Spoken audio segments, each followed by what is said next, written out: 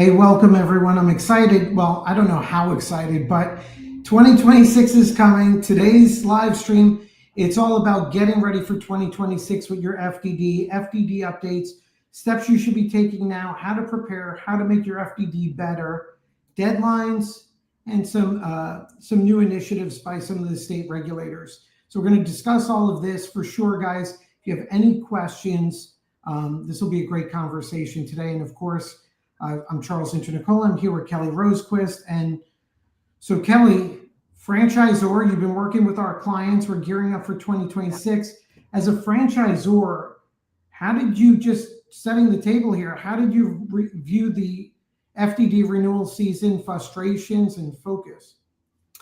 Yeah, it was definitely my least favorite time of year as a franchisor, which I probably shouldn't say given where I work now, but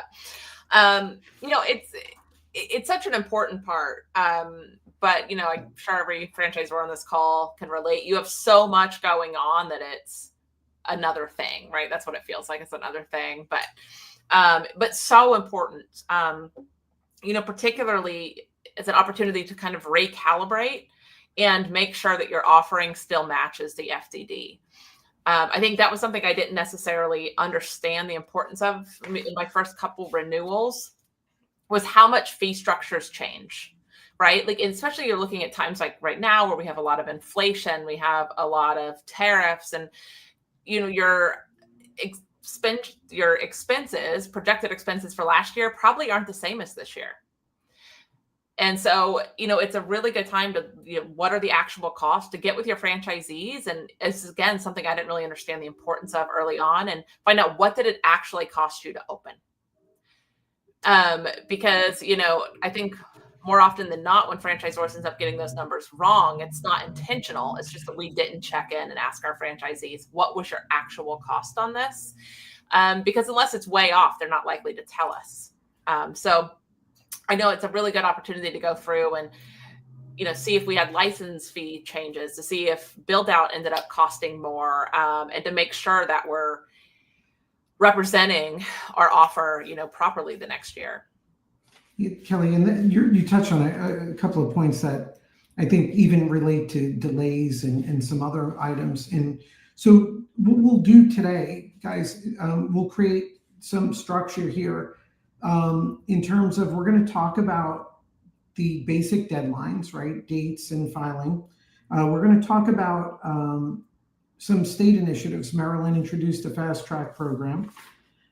We'll talk about, to Kelley's point, you really should be acting now to make your FDD stronger, align what you're offering, and align with, the experience in the marketplace, how you're selling franchises. And what I will share there, preview, is I think so many franchisors get frustrated, and not our clients, but I find too many times franchisors are looking at their item 19 when it's too late in January or February of the year where they're getting ready to renew.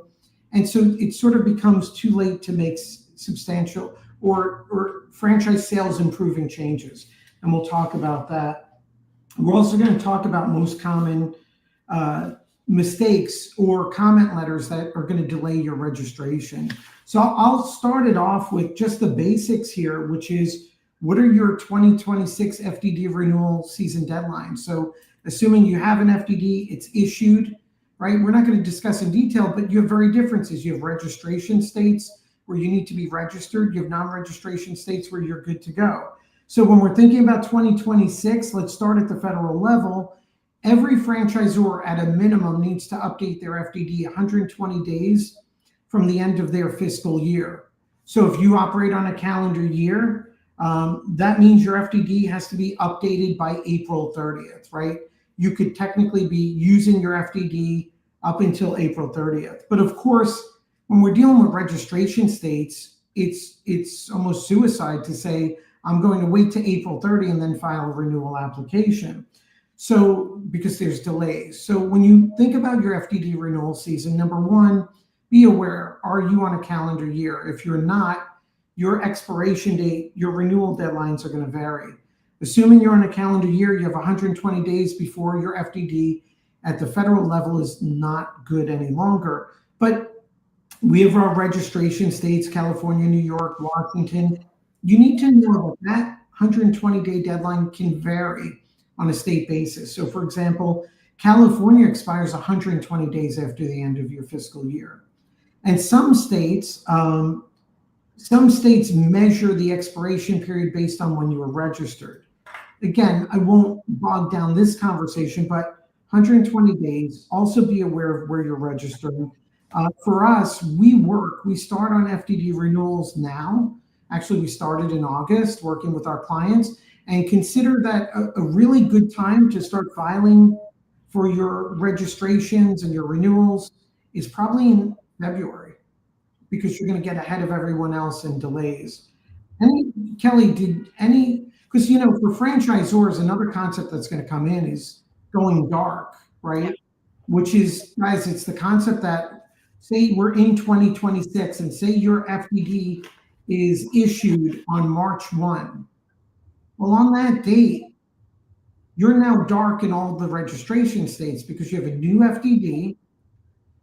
You need to be filing for renewal in those registration states, California, New York, Washington, Virginia, Illinois, and some others.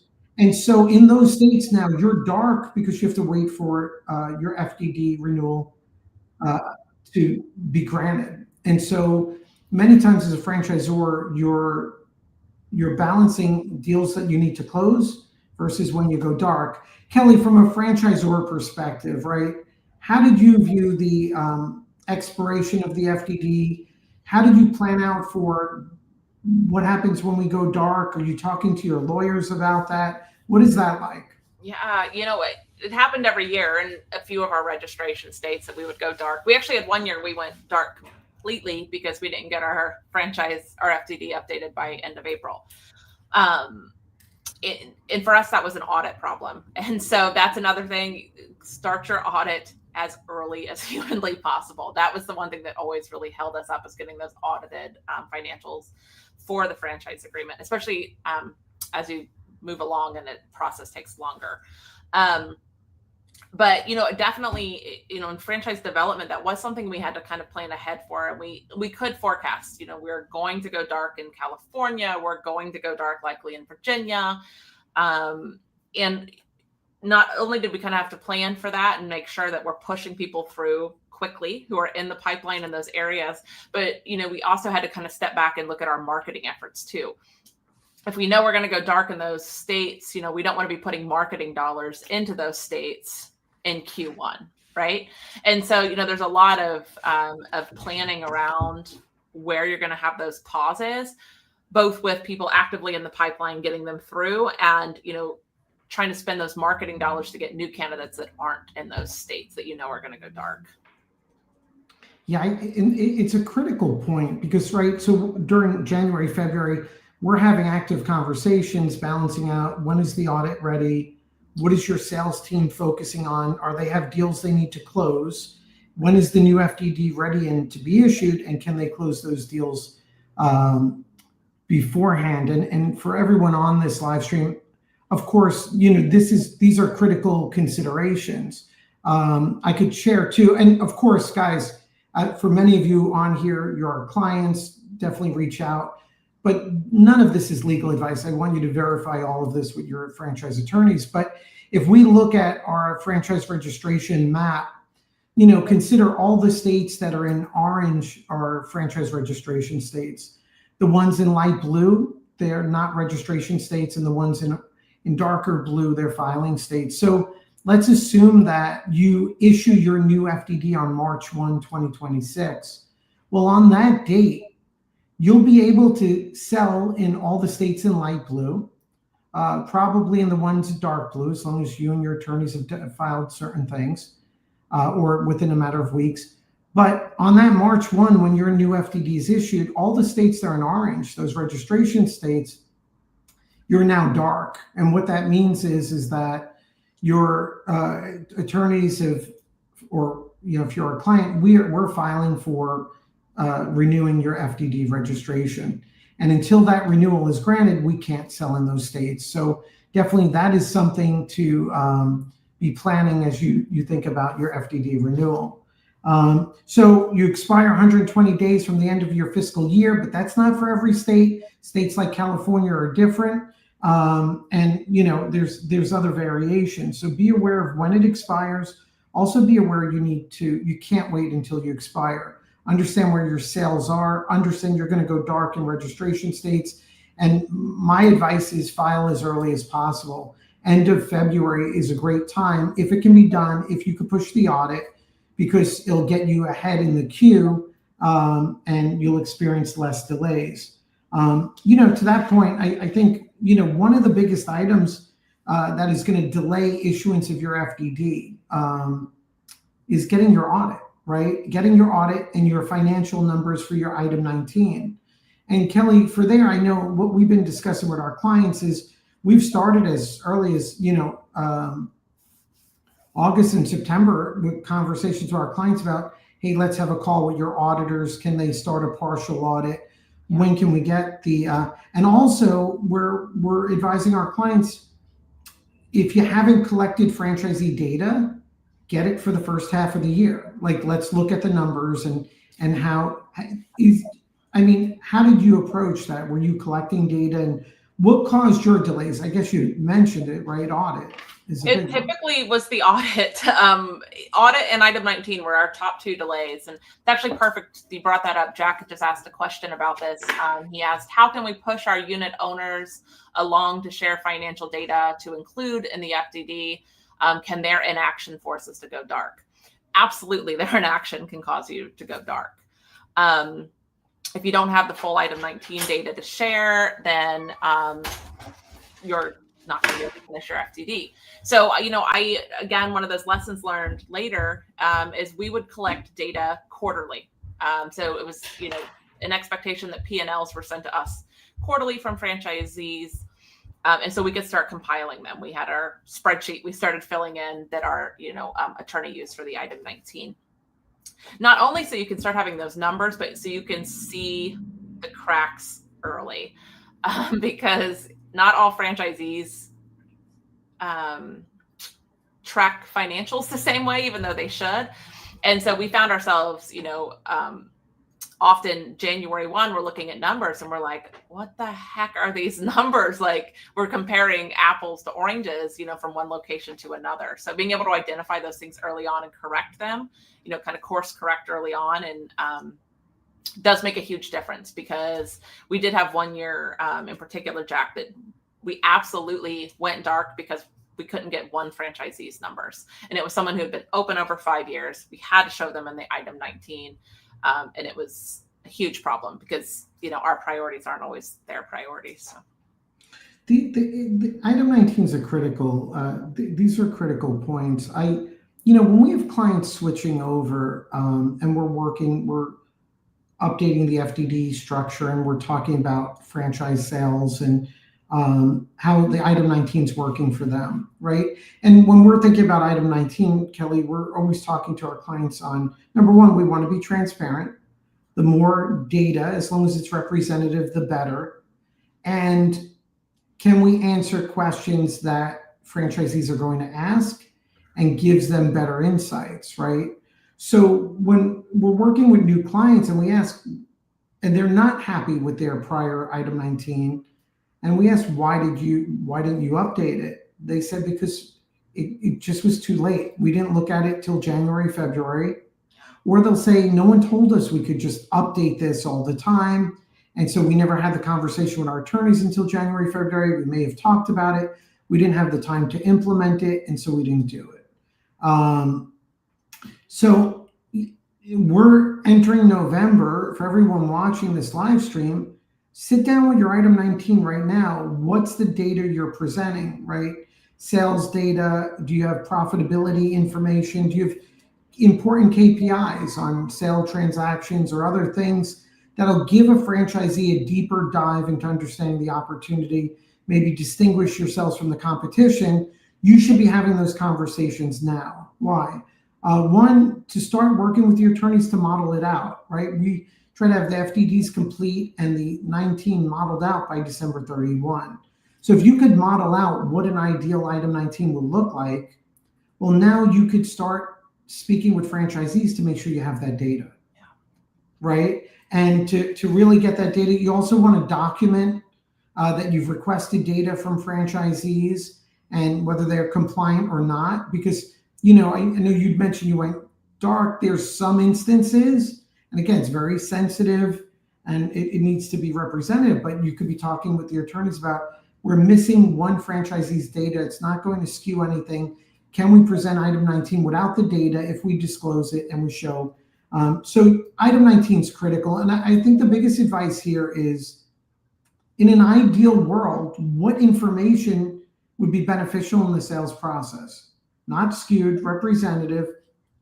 And I will tell you, usually the opportunities are clarifying definitions in your item 19, providing better information as to cost of goods sold, food cost, KPIs about year-over-year growth, average unit volume, maybe effectiveness of marketing, things like that.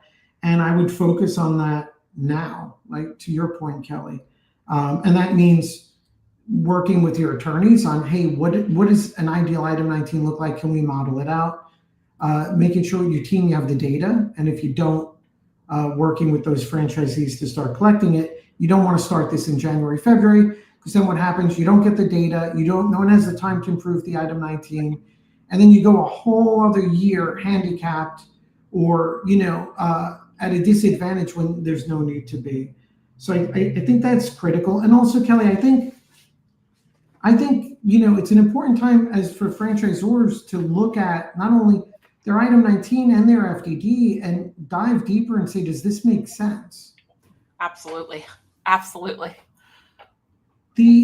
Kelley, what iterations of your FDD when things improved along the way, or item 19 generally, in what areas were you seeing hey, we should have done this a while ago? The biggest, obviously, was item 19. We started with just sharing gross numbers, net numbers. We shared a few P&Ls, but we weren't really sharing the KPIs that set us apart as a brand. And those were things like, average customer, average ticket price, average cost to obtain a new customer. And what else would be number of leads, coming in per location, things that, were really showing this is those KPIs that we could draw ourselves, which is I think kind of interesting thing is what really built the item 19 out was data we didn't have to wait on our franchisees to pull. It was all things we could pull from the CRM ourselves. So there was really no reason to not be doing it earlier. Other than honestly, the attorney we were working with at the time, that wasn't a discussion we had. And that's one of the things I love about, our team is, the time they spend with the franchisors, how can we best show what your brand is doing in this item 19? And there's more than just, dollars and cents to show there. Yeah. And that always feels good, right? Because I think not only does it help facilitate sales, but also provides legal protection. The more data representative, I think the better. Patrick asks a question, which is going off your point. Charles, can you update or amend your item 19 throughout the year, not just at renewal time? And the answer is, yeah, you can, but it's an amendment to your FDD. And that means now you're going to amend. You're going to go dark in the states you're registered in. You have to file an amendment application, and that could take your sales off track. Also, to his point about item 19, Kelley, from it's funny, things I learned in FranCamp when we're speaking with some of the vendors, and they're talking about systems that pull franchisee data and regulate it or normalize it, no matter how they're reporting the data on their QuickBooks or their P&L, and creating live dashboards where you're pulling in that data. I think that's powerful.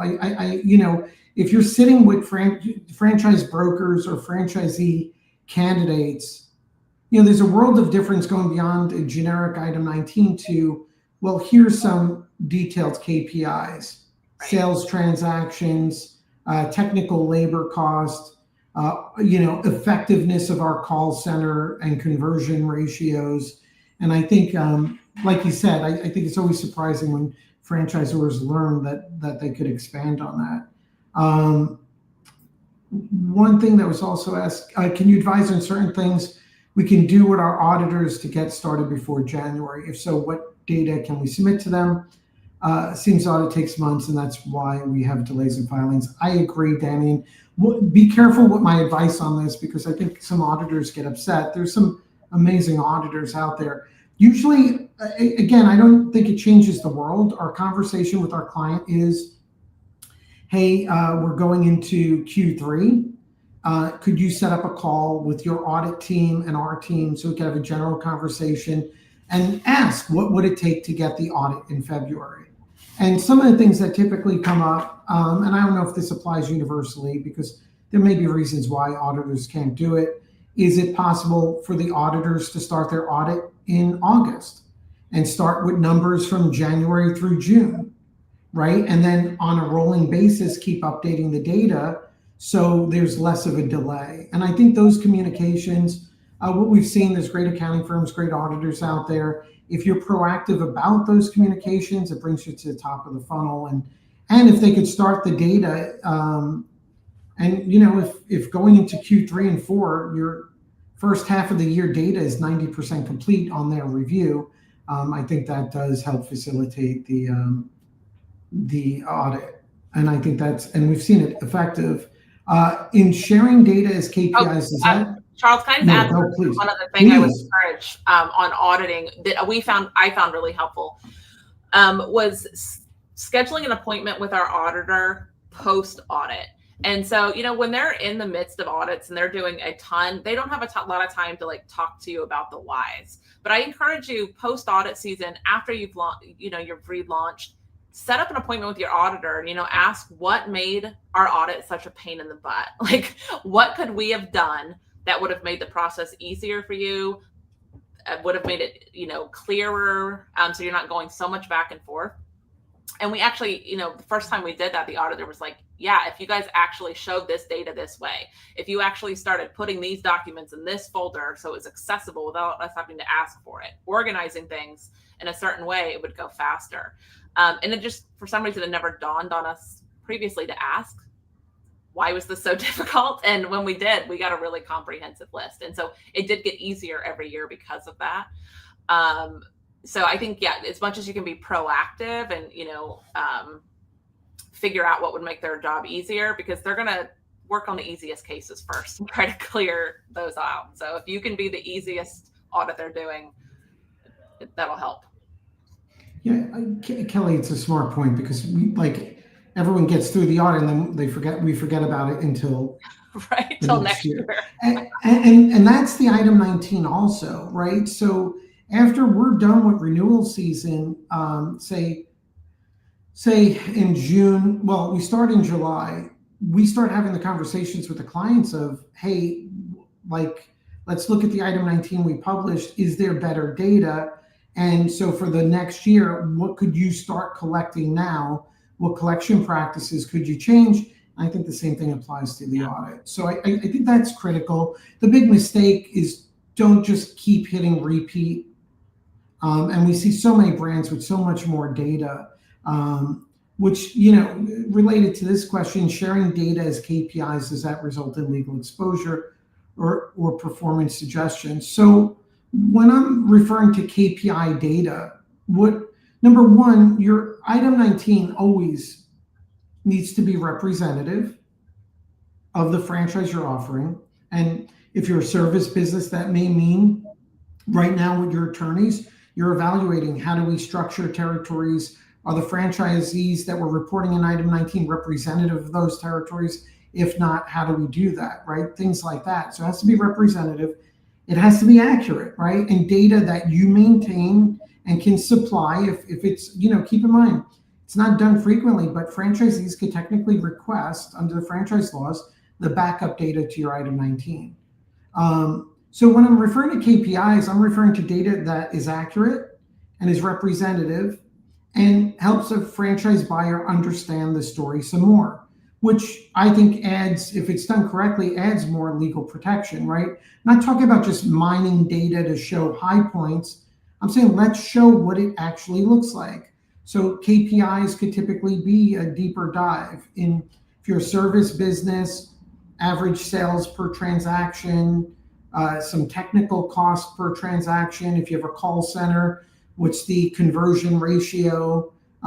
If you're a retail, there's a host of data you could provide, in that KPI spectrum, and sometimes even if it's negative data, not necessarily negative, but things you want franchise buyers to be aware of, that's honest and consistent. So the point here is, I think too many franchisors look at it or believe it's just a set formula and they can't make changes. Also, look at your definitions. Look at how you're referring to things. Is it accurate, right? That's on you as a franchisor. So you definitely want to do that. On timing, Kelley, I was talking to Liz on our team. Earlier we talked about 120 days from the end of your fiscal year. Registration states may be earlier. Planning it out, you have dark periods.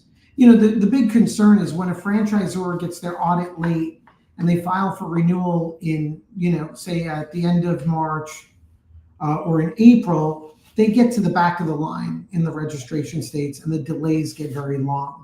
The state regulators, they're actively in many states working to make things better. What you will hear about this year, I think Maryland has a great initiative. They're calling it their fast track program. Definitely, if you're a client of ours, we'll talk about it. But it's basically Maryland recognizing, hey, we know your audit may take some time. And if you get your complete FDD to us, right, everything's complete in there, it's appropriately updated, and it's everything but the audit, and you get it to us, I think the date's around before the end of February. And if you get us the audit by April 1, we guarantee you'll be registered by April 30th. And the dates may vary a little, and I don't have but so that's Maryland's fast track program. Total credit to them, for those initiatives and what the state regulators are focusing on. So be aware of that. And, so which brings us to the next topic, right? Which is once your FDD is filed, you have your audit, your FDD is now filed, you're waiting for renewal with a state. What causes delays? And, Kelley, I'll go through a list here to start the conversation, which is number one, if you file late, right? So if you file in April, you're way behind everyone else. Two is financial assurance requirements, which in states, especially like California, Maryland, Illinois, they're going to look at your financial statements. They're going to look at if you're a new or an emerging franchisor, and many times they're going to grant registration, but impose a financial assurance requirement saying, hey, you can't collect your initial franchise fee until the franchisee is open for business, or we're going to allow you to post a surety bond. Well, most of the time your attorneys can tell that's going to be happening. And so before they even ask, you should be discussing that with your attorneys. And if, start working, like we start working with our clients on getting surety bonds and other things. So if we know it's going to happen, let's preempt it. Let's not wait for a state to ask for it. Other delays, incomplete financial statements, and late audits. And Kelley, to your point, you brought up earlier, if a state, if they see anomalies in the FDD, and one typical one that they'll comment on is if your item 7 all of a sudden goes down in cost while they see inflation, the state examiner is going to ask, how did the cost go down? Right? So that, and then misaligning your dates. So those are typically the delays we see or problem areas, certainly financial assurance. Any insights there, Kelley, that you bumped into? I would say those are the most common. Financial assurance, that's one that caught us off guard. And I don't know that that's something, and again, I know here at Internicola, you guys do an amazing job at educating franchisors, but I don't think many franchisors know what that is until it slaps them in the face and they're left making one of two difficult decisions. Am I going to put up a lot for this bond, or am I going to risk never getting paid? And that's a tough decision to make when you have someone ready to sign, and now all of a sudden you're trying to make this decision. So again, working with the right people that prepare you for these things at renewal is really important. Yeah, it does slap people in the face. I mean, it's hard. Look, so I mean, generally, the assurance requirement is the state saying, look, you're a new franchisor and you have limited capital, and we want to protect franchise buyers. And to do that, we're going to make sure you complete all your pre-opening obligations before you receive the franchise fee. So if you're a mobile service business where a franchisee could get up and running pretty quickly, right, there's a delay and there's risk. You never get paid, but it's not too extensive. If you're a retail business that takes a year to open, there's extensive risk. In certain instances, in lieu of that, the state will allow you to post a bond.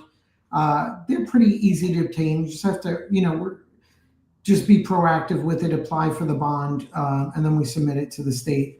And to Kelley's point, if you're a new franchisor in general, or emerging and your balance sheet is limited, we could almost certainly tell you a certain state's going to impose that assurance requirement. And so why wait for them to bring it up? I think, as we get, and guys, more, appreciate the questions. And, as we get close to wrapping up or concluding a bunch of things, I mean, Kelley, my thoughts generally are, I think the biggest mistake emerging franchisors are making is they look at the process of renewal as one of form versus substance. They overlook the opportunity to reflect on what was their franchise sales conversations like during the prior year, friction, frustration, where did competitors gain an advantage or not, and evaluate, can they provide deeper dive or more thorough item 19 data, provide more certainty, right? Whether, positive or slightly showing a negative item. When you think about franchise sales organizations and how they're focused on sales for their client brands, one of the first things they're going to focus on, item 19, what stories it's telling, what data is provided, how detailed is it?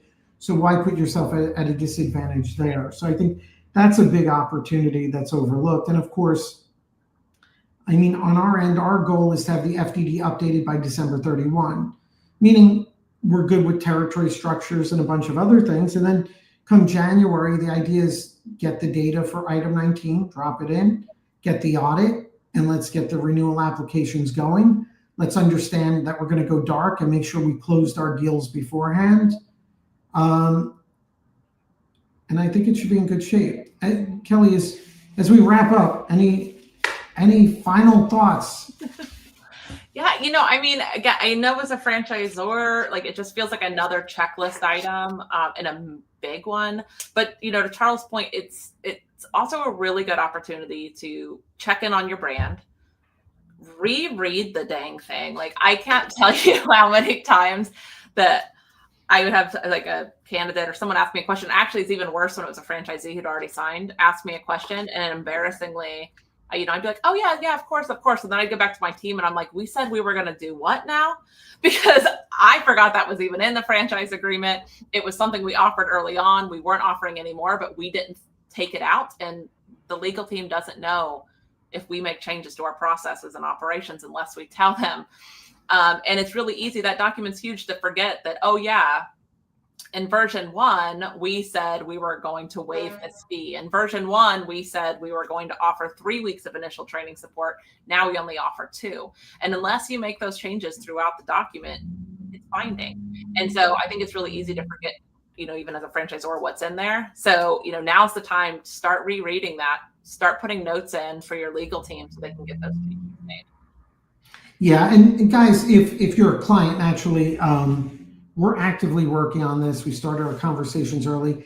A big reason why Kelley is helping to guide our team as a growth advisor. If you reach out to Kelley, glad to discuss not just the legal update, but strategy, territories, item 19, how everything's worked in the past year. And if you're not and you'd like to reach out to our team, let us know. Kelley will be glad to connect with you. And we have a bunch of events coming up. There are FranCamp conferences and a bunch of other things designed to, make 2026 an amazing year or to gain traction. So hope this video helped, guys. I appreciate everyone on a Friday hanging out with us, and looking forward to next month's live stream. Thanks, Kelley. Me too. Thank you.